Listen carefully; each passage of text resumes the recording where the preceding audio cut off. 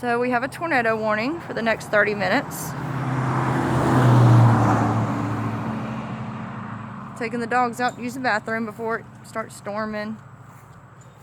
This one won't go potty if it's raining.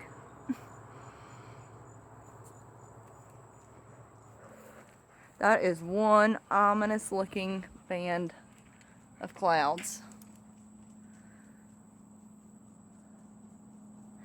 And my 11-year-old woke up really late, said that he had a big dream. It was like a big long vision.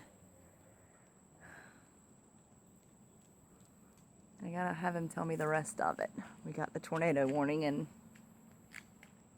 had to rush to get dressed and downstairs. Pray this thing passes over and leaves us and our farm in one piece.